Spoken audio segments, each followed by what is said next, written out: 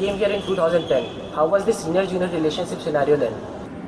See, ISM is known for its senior-junior relationship. Okay, when I came in 2010, the ragging, which was actually Supreme Court passed a law way before I came in ISM, so the ragging stopped in ISM. But still, my final year, which came in year 2006, they had faced ragging. Okay, so they knew a senior-junior relationship which involved ragging, and where the senior-junior relationship was intense also. Like it was very close. It diminished in my time also, but it still was there. Ragging is a form of physical torture, psychological torture. Ragging, that is called ragging. What happens in ISM isn't ragging. So saying that if senior comes and maybe shouts at you, it is again it's a part of interaction which we were taught of, that this is a way you can increase the confidence of a junior. Okay, again like if I meet you, I scold you. If I ask you something in a very harsh manner, Abusive. I'll say maybe abusive, okay, abusive way. It is just a part of showing you an outer world. Because if before you came to ISM, the world was different. You used to go to school, you used to stay at home, but the world you will entering after ISM, and it's not a fairy tale world. Okay, it is going to be harsh. Okay, so it is the way of preparing you for an outer world which you will be going from ISM. See, this is a tricky question.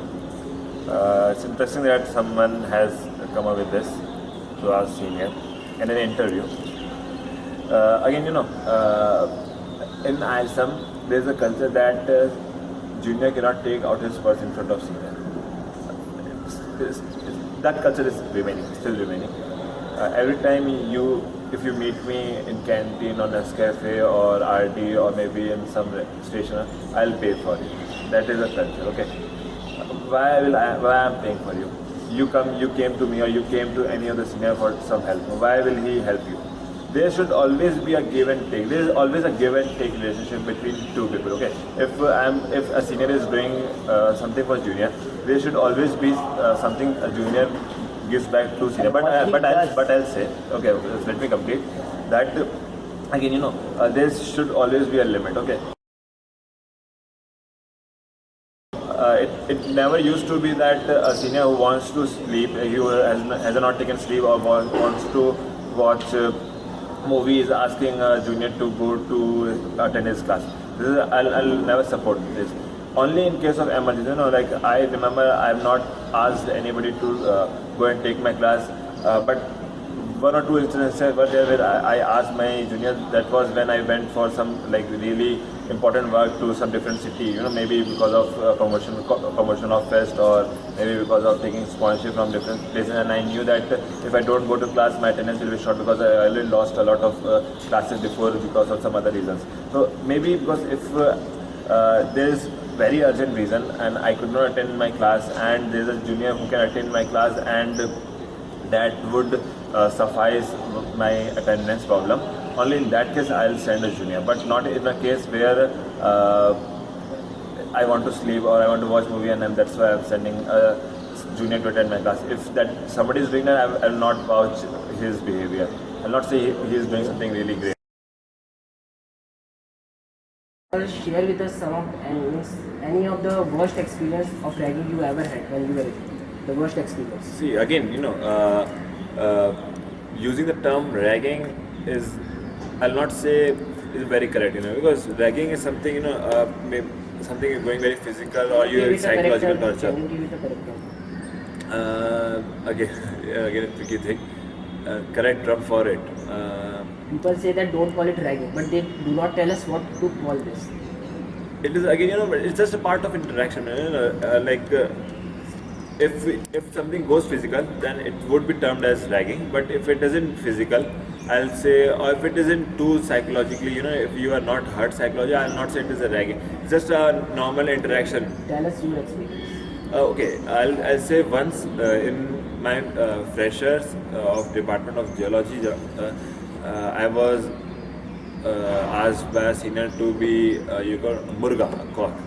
Okay, so that was one thing because it was very initially.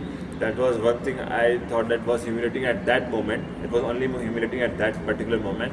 But later on, when I met the senior several times, and right now, like we have a very great bond. You know, like I can call him anytime, even if I need anything, like any guidance regarding job, regarding internship, regarding placement, regarding any startup, anything. If I call him, he always is there. Middle of the night, he is there with me to talk to me. We can say what is more important, academics or co-curricular? Okay, interesting. I read somewhere that